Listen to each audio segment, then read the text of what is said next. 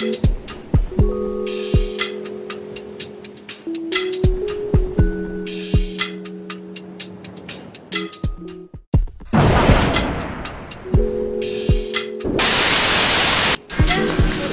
warahmatullahi wabarakatuh. Izin sebelumnya, nama saya Renaldi Andaradian dari kelas 12 IPA 2, absen 23.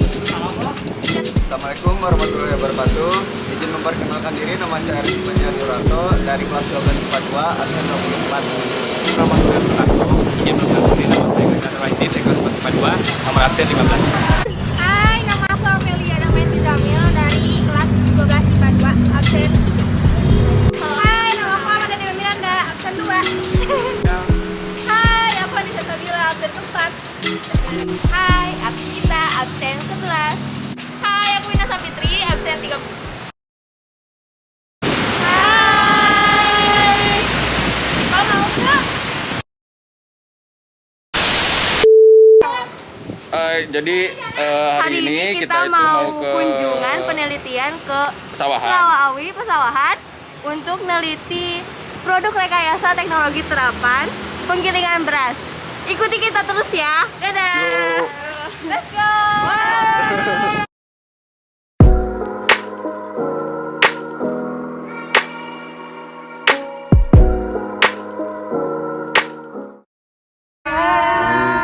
Jadi kita udah nyampe ke tempatnya. Kita bakalan tanya-tanya soal penggilingan beras itu kayak gimana. Yuk ikutin kita terus. Dadah. Nah, Kita kenalan dulu sekarang sama pemilik penggilingan berasnya. Kenalkan namanya. Nama saya Ahmad Katsim, pemilik penggilingan beras ini di Kampung Cikariung, Desa Selawi, Kecamatan Pesawahan, Pulau Kapan. Kita langsung ke langsung dalam aja, ayo, let's go.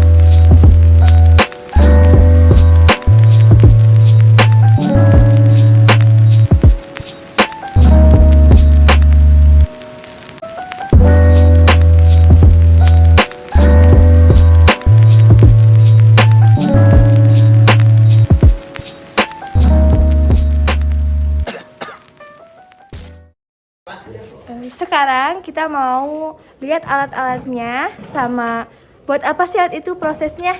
Ikutin terus ya. Ya.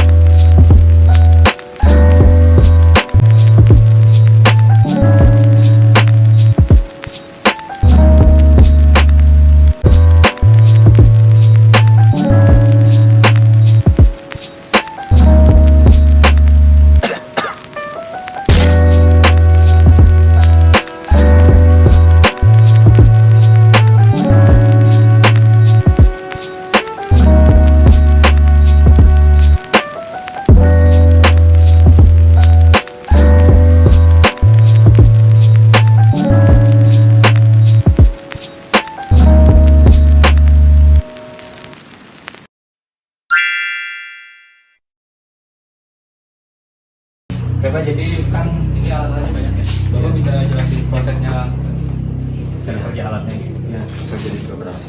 Nanti ini untuk naikin tadi dikeluarin di sini, nanti naik ke atas, masuk PK, itu pecah kulit ya. Nanti PK yang ke-1 naik lagi dan masuk ke PK kedua untuk lebih bersih lagi. Setelah ini langsung masuk sini lagi di compire, masuk saringan atau ayakan ya. Setelah diayakan, mereka udah bersih, masuk ke poliser. Ini fungsinya untuk bikin beras lebih bagus. Lebih putih ya? Ya, lebih putih. Ini udah bisa dikonsumsi ya kalau udah keluar dari sini. Cuman berhubung kita itu ingin lebih meningkatkan mutunya, lebih bersih lagi, di poliser lagi sekali lagi gitu. Oh, jadi ini dua jadi kali ya ini finishingnya gitu. Oh, Ada jadi finishingnya. kalau misalkan udah sampai sini juga sebenarnya udah bisa dimakan ya? Udah bisa ya.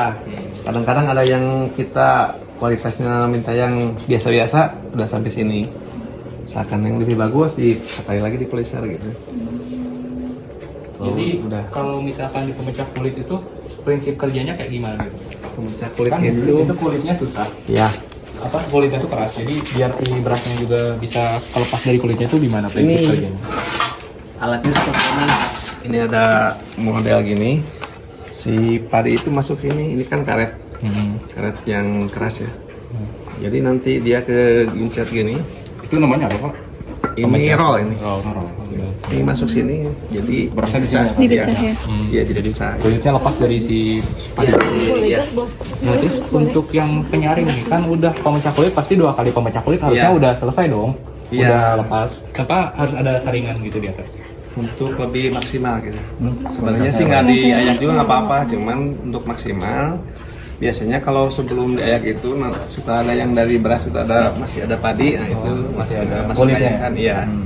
Ya. Kalau itu kan buat itunya ke belakang, buat kulit padinya ke belakang. Oh, itu Yang ke depan, Pipa itu? iya iya pipa itu buat kulit ke belakang. Kan ini panas ya. Kena gesekan panas. Jadi biar beras utuh itu didinginkan lagi pakai air. Jadi keadaan ke sini itu nggak, kalau panas terus digiling panas nanti keadaan berasnya jadi pecah-pecah. Iya, jadi pecah-pecah. Jadi didinginkan pakai air ya. Ini alat ini buat molisar ini seperti ini. Ini berasnya masuk ke sini. Nanti ini juga muter ya kencang. Jadi ke gesek-gesek, jadi dadaknya keluar ke sana yang buat begini, buat ayam itu. Nah, yang berasnya buat manusia ke sini. Oh, iya. Iya, ada bagian buat ayamnya.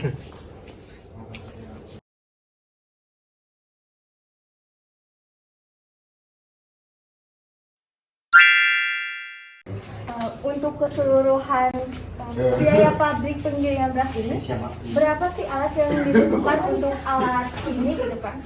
Kalau untuk alatnya dari mesin sama peralatan ininya ya angka 100 lebih lah.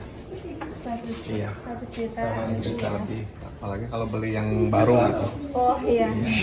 Ini udah berapa tahun Pak? Ini dari 2015, berarti berapa tahun ya? 7 tahun. 7 tahunan ya. Lumayan alat ya. Alhamdulillah.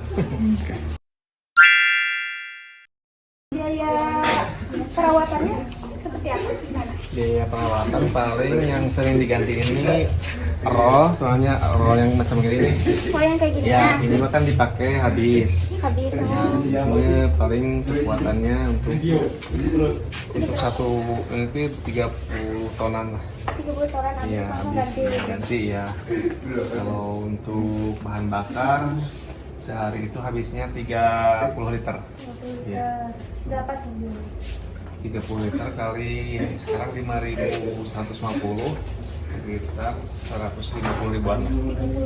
Ya, Berapa pemakaian sehari sekali? sehari ya, untuk sehari 30 liter ya untuk bahan bakar. Kalau untuk ganti oli Ya, biasanya 2 bulan sekali ganti. Untuk oli itu saya itu buat yang mesin gede 10 liter, untuk yang ini yang 2 itu 5 liter. oh beda-beda berarti ya? Beda ya, yang ini kan kecil. Kalau untuk penggeraknya itu pakainya mesin yang kusoi, Jadi lebih besar lagi ya. Iya, tenaganya. Kalau ini cuma itu aja. Iya ada.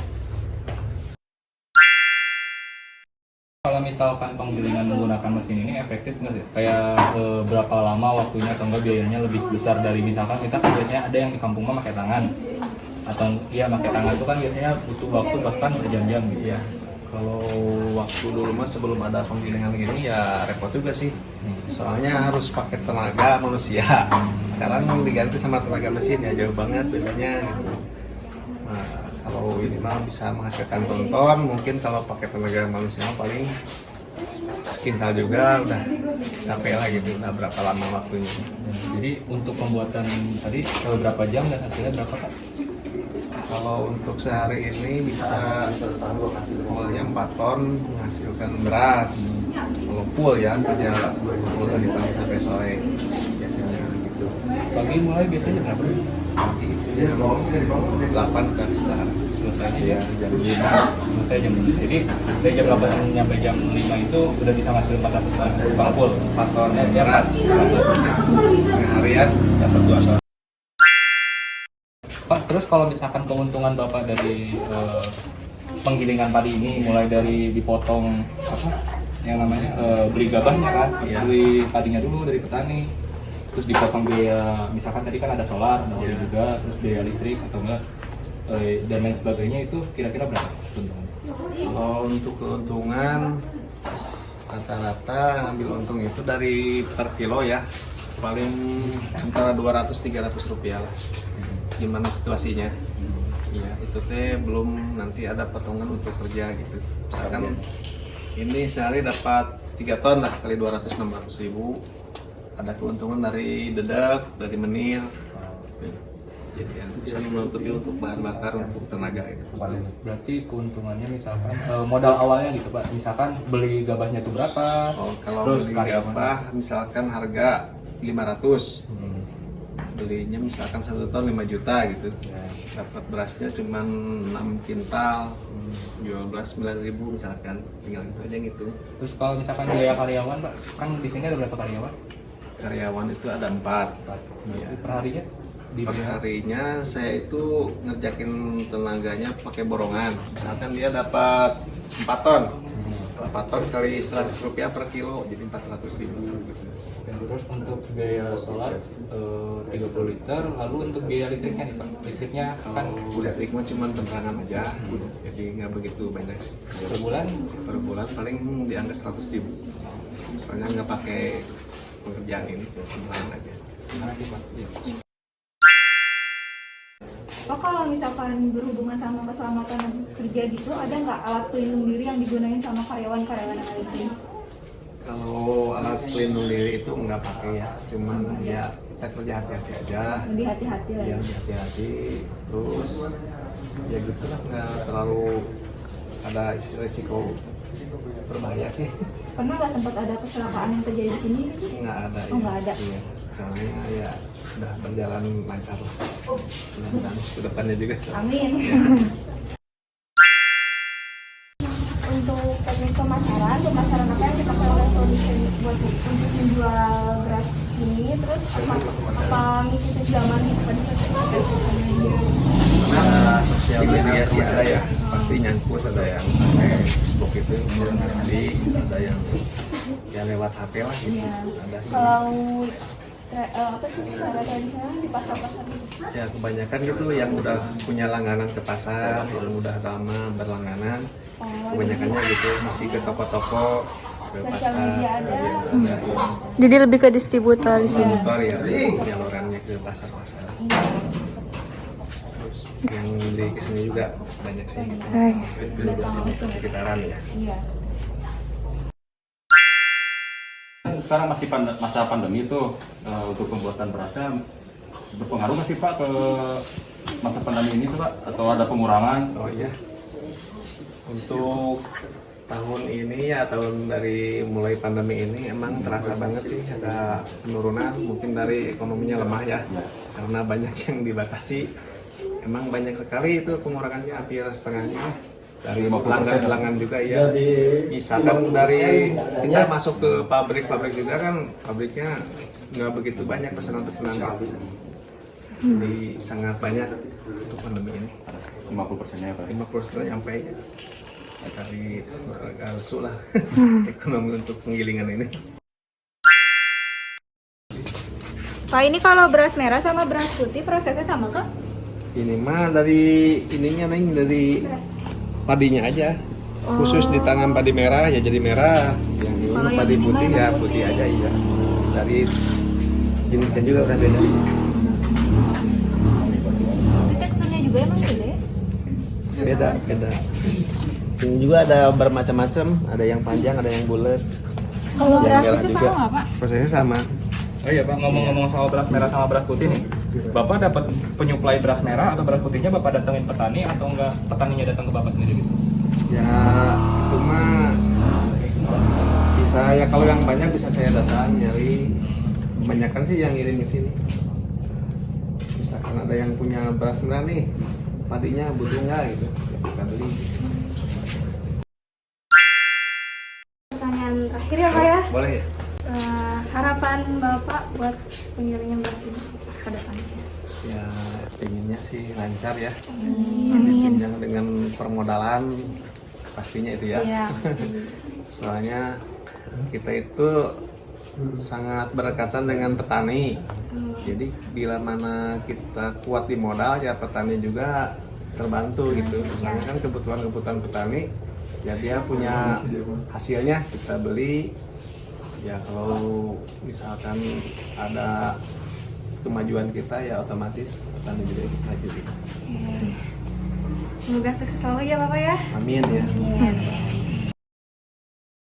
Guys, cukup sekian dari kami. Mohon maaf apabila ada kesalahan dalam pengeditan videonya dan kesalahan dalam ucapan di dalam video tersebut. Terima kasih. Terima kasih. Dah.